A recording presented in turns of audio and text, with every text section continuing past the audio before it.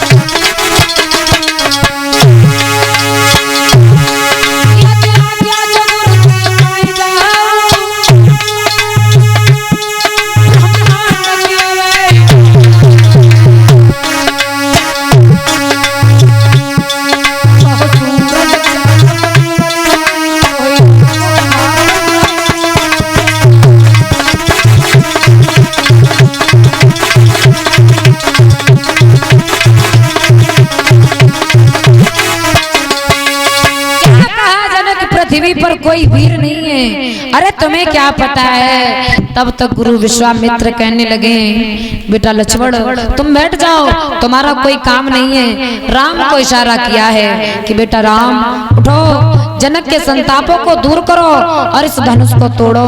आज भगवान राम आगे बढ़े हैं और भगवान राम अब आपको धनुष तोड़ना है। आगे बढ़े हैं,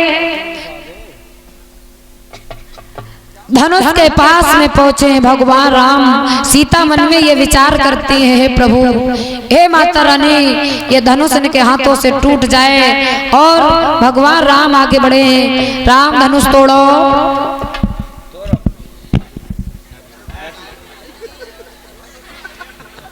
तोड़ो, तालियां। देर में तोड़े पाओ।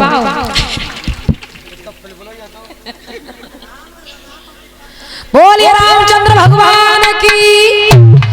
आमने सामने हो जाओ सीता मैया। आज वरमाला डालने के लिए माला पकड़ लो, डालना नहीं है हम बताएं तब डालना, ठीक है?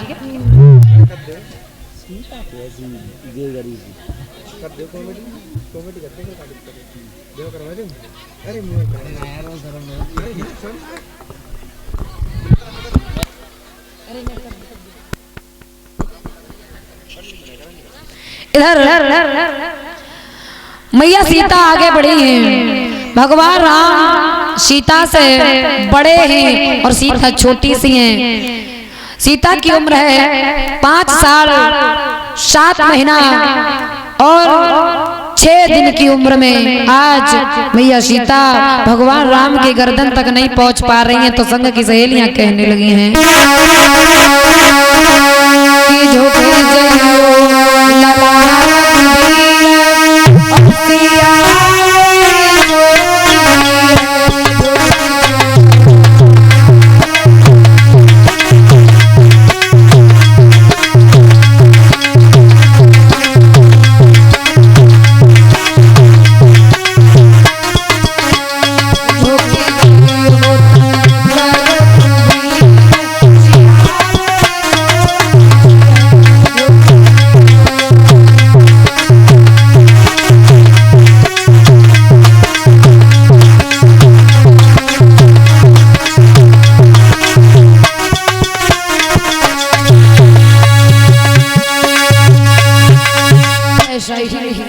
जवाब दिया है, थोड़ा सा राम झुक जाओ तो हमारी बिटिया गले में वरमाला डाल दे।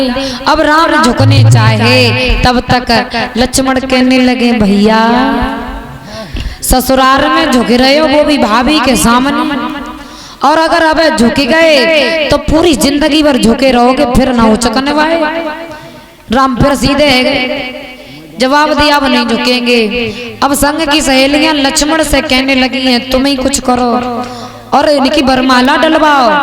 तो क्या किया है, लक्ष्मण ने राम के पैर छुए और सीता को मौका मिल गया तो सीता ने वरमाला राम के गले में डाल दी। डालो डालो, और राम तुम भी डाल दो।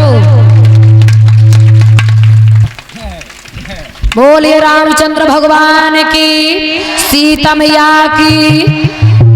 इधर बताया तो ये जाता है कि भगवान राम का ही नहीं बल्कि चारों भाइयों का विवाह वहीं से हुआ और बारात एक नहीं बल्कि 39 दिनों तक वहां पर रुकी।